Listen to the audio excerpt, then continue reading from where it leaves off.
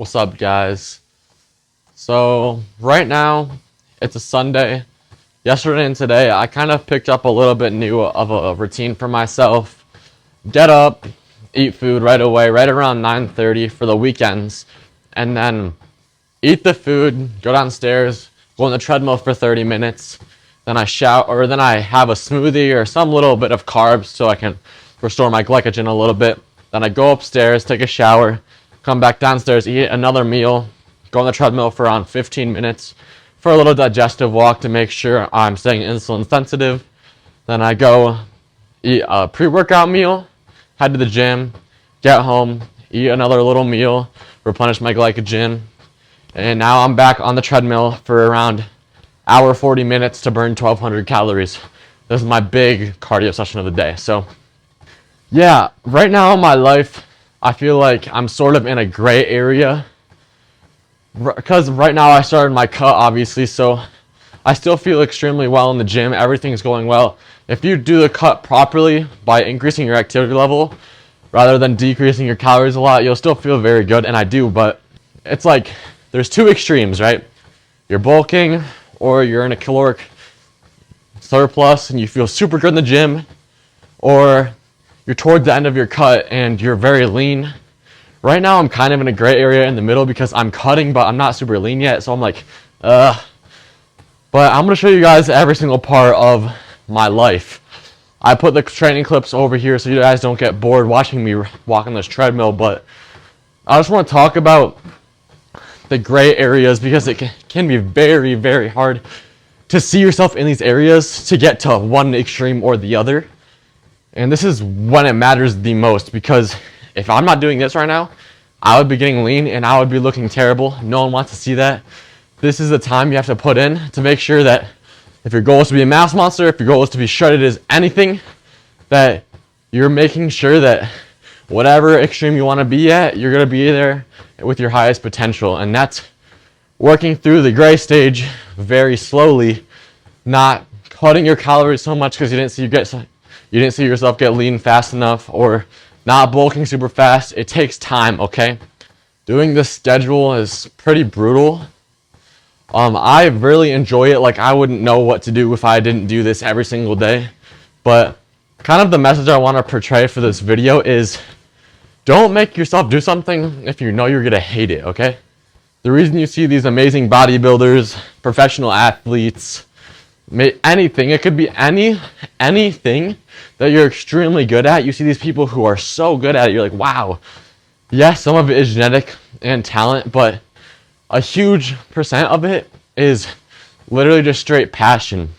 And if you don't love something, don't push yourself to do it just because you feel like you should. Push yourself to do something that you love, genuinely you love. And that's where a lot of people, I think, fail, is they try to push themselves to do something that they think they should do, but there's something else that they might enjoy a little better, but it's not like socially accepted, or it might be hard to find a career in it, but that's literally your career. So many people struggle to find what their career is. Literally ask yourself, what do I enjoy doing? That's your career, okay? It's as simple as that.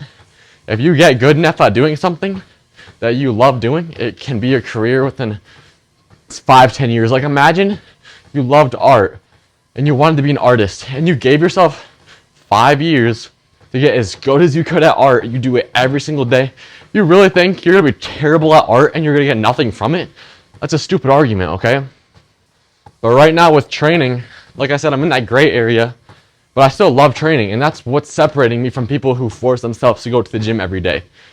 I make sure that every external factor, if it's my diet, if it's my cardio, if it's my training intensity, if it's my split, anything, sickness, I try to eliminate exterior factors that are degrading me from getting my true potential to make sure that I'm staying in a straight line trying to meet my goals. And right now my goals are get as huge as I can in the gym, get leaner little by little until we get to around the end of the summer when I'm pretty shredded for the YouTube, and to grow on social media.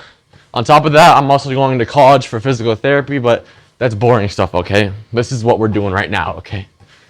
Anyway, sorry guys, my phone died and I had to switch my phone around because when my phone died, I filmed the whole entire video, a 20-minute video, and it just cut like that because I ran out of storage. So, like I was saying, being a bodybuilder or being good at anything in general, it literally becomes your life. Every single thing you push yourself towards, any hobby, bro, it consumes you from the inside out. Your thoughts become a reality, and every single thing you think about, pursuing your passion, becomes what you do every day, your tasks you complete. That gets me thinking about a little quote I like from Law of Attraction, the book, and it says things like, it all starts in the mind, and if you live the life of your future self, like let's say you want to be a businessman, and you start doing things like wearing the businessman clothes, and you do the tasks that they do every day, your dreams become a reality. And that's what I'm doing right now. I can see myself in the future becoming a YouTuber, bodybuilder, whatever. It could be anything. But right now I'm so down to earth. Like, I'm not that at all. Like, obviously you guys see everything I do. But in the future I can see myself completing that easily because I'm myself. Like, I believe in myself more than anyone in the whole world. It's not selfish to think like that, to put your mind first. I would always put my mind first before someone else because I'm myself. It's kind of the Togi mindset, bro. I saw he was on a podcast with this one dude. I don't know his name, but he was saying, he was like, I could literally go on the moon in my lifetime. And the guy's like, no, you couldn't. Like, what? No, you cannot. You cannot go on the moon. And he's like, I literally can. What? No one's telling me I can't. Like, if I want to go to the moon and I have my whole life to do it, what are you to tell me I can't? I'm myself. I know I can. Like, I believe in myself more than any of these people, any of these astronauts. Why wouldn't I be able to if I push myself as hard as I can? That's the mindset you need to succeed. A delusional mindset. You have to believe in yourself over everyone else because you are yourself. All these people you see, these people who achieved amazing things, you think they believed in their competition more than themselves? No, bro. Them and their competition who's neck and neck with them both thinks they're gonna win, and that's why they won. One won, one didn't. Could be because of genetics, talent, work ethic, but guess what? They all believed in themselves, and that's where everyone is at the top. Everyone at the top believes in themselves over anyone else, and that's why they succeed on amazing things. Like I was saying in some of my other videos, I switched my rep range to 4 to 6 reps to 7 to 9 reps. The reason I did this only applies to me right now in my life. It may apply to you, so that's why I'm trying to tell you guys and educate you guys on what happened for my experience. But I found myself ego lifting a little too much on a lower rep range. Sure, 4 to 6 reps is an amazing rep range for hypertrophy, and you can get insane gains, and people get insane gains on it. I'm pretty sure TNF has a pretty low rep range, Clark Kent. These huge naturals, they get amazing gains off of low reps. But for me, it didn't work too well because I saw myself pushing the weight, increasing the weight because I'm on a low rep range, so I'm pushing a lot of weight. But I got too obsessed with the weight rather than how my form and sets were looking that I think I was preventing myself from getting my full potential and hypertrophy goals in the gym. And I was just kind of screwing around in a way and not doing what I know I should have been doing. So there was a couple times before I switched gyms that I would lower the weight, try to better my form, but I would still get in the same cycle of trying to push a lot of weight, not really caring about my form. But my goals in the gym weren't to push a lot of weight. They were to train for bodybuilding and get as big as I possibly could. That doesn't really matter how much weight you're pushing. It's how it looks when you're pushing the weight. So there was a couple times when I tried to take a step back, but it wasn't truly a big step back. So when I went to Pump House, I'm taking a big step. I'm driving to the gym for 35 minutes every day after school. An extra hour put onto my schedule. I know that the gym is my everything now. I'm pushing myself. My whole life is surrounded around the gym. So I took a big step back when I got to Pump House. I increased my reps to 7 to 9. And I said to myself, I don't care how much weight you're pushing. I was still pushing a lot of weight, obviously, 'cause I'm pretty strong. But I don't care how much it is. If it's less than before, you will see better hypertrophy gains if every set is perfectly locked in. Every tempo, every rep, every form, everything needs to be perfect. If you can lock everything in right now, imagine how you'll look in 2 months. Okay, that was my mindset. Completely delusional mindset, but that's what you need. You need to take a big step back sometimes to see yourself succeed in the future. So that's what I did. And I made sure everything was perfect. Now around 2 months later, or around 1 month actually, I can see myself in not only enjoying it more, enjoy it so much, but the gains from it are getting better. And that's because it works better for me and I personally enjoy it. You see so many people copying people's diet, split, even steroid stack if they're unnatural. This does not work, bro. So many people say it doesn't work and you're still doing it. Bro, you gotta lock in. Everyone is different. Everyone has a different DNA, different background, different genetics, different talents, different weaknesses, different strengths. But you think copying someone brick for brick is gonna make yourself get the same amount of progress? Bro, like, what are we doing, okay?